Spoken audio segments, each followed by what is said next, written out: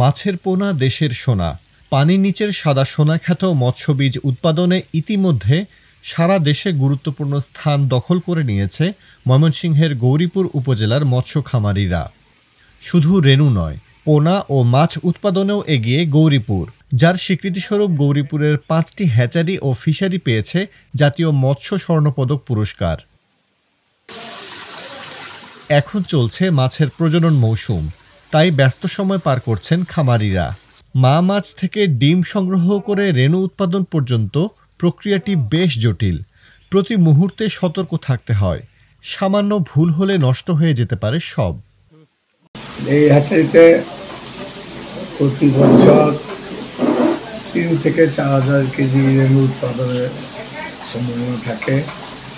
তার মধ্যে এখান থেকে সারা বাংলাদেশে মোটামুটি বৃহত্তর ময়মনসিংহ ডিস্ট্রিক্ট, সিলেট, কুমিল্লা, নোয়াখালী বিভিন্ন জায়গার পার্টি এখান থেকে এসে মাছ নিয়ে যায়।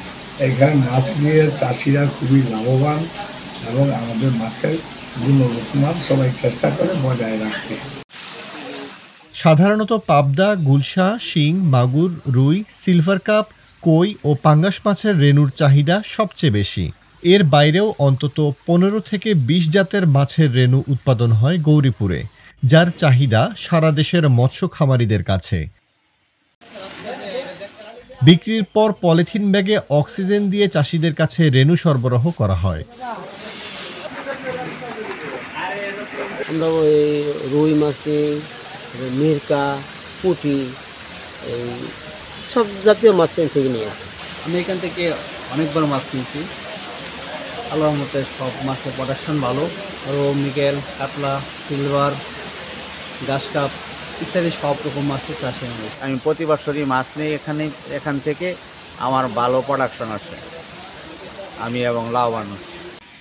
এক তথ্যে জানা যায়, গৌরীপুরে নিবন্ধিত 67 হ্যাচারিতে প্রতি বছর প্রজনন মৌসুমে 33,771 কেজি রেণু উৎপাদন হয়।